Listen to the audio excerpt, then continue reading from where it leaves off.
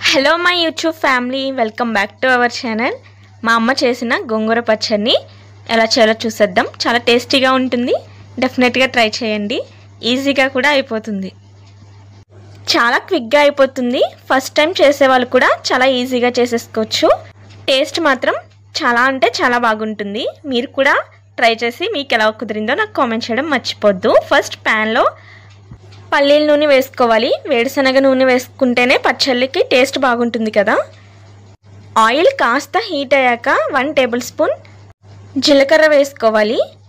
కాస్త ఫ్రై అయిన తర్వాత మీ కారానికి తగ్గట్టు ఎండుమిర్చిని వేసుకోవాలి.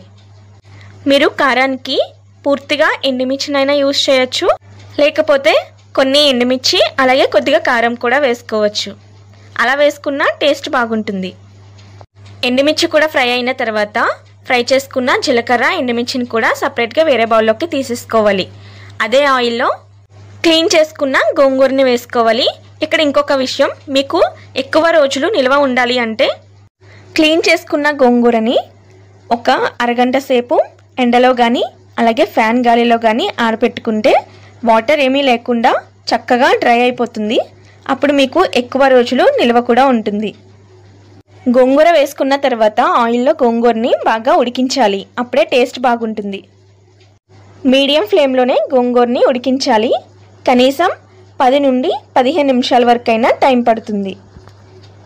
చూసారు కదా, గోంగూర నుండి వాటర్ రిలీజ్ అవుతుంది. వాటర్ అంతా కూడా డ్రై అయ్యేంత వరకు ఫ్రై చేసుకోవాలి.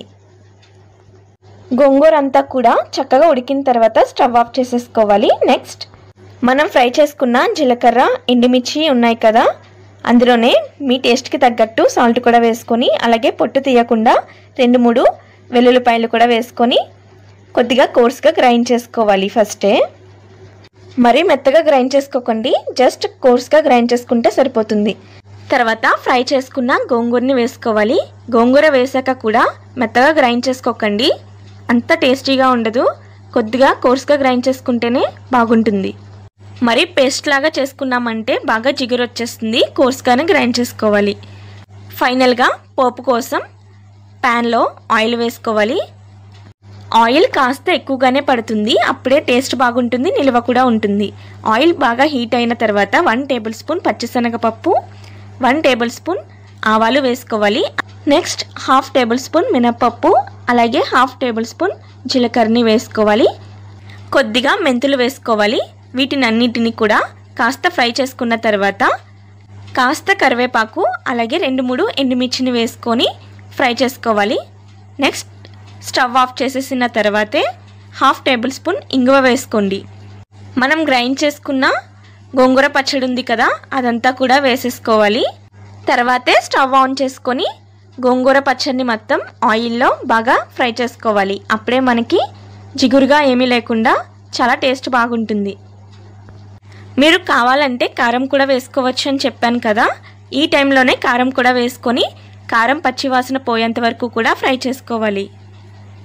గోంగూర మొత్తం అంతా కూడా బాగా ఫ్రై అయ్యి ఆయిల్ పైకి తేలుతుంది. అప్పటి వరకు ఫ్రై చేసుకుంటే మనకి టేస్ట్ బాగుంటుంది, అలాగే ఎక్కువ రోజులు నిల్వ కూడా ఉంటుంది. ఇదంతా కూడా మీడియం ఫ్లేమ్లోనే ఫ్రై చేసుకోవాలి, హై ఫ్లేమ్లో చేయకూడదు.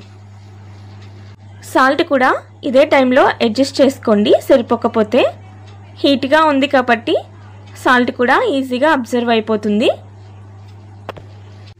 గోంగూర అంతా కూడా అసలు జిగురు లేకుండా ఆయిల్ నుండి సపరేట్ అవుతుంది. అప్పుడు స్టవ్ ఆఫ్ చేసుకుంటే సరిపోతుంది.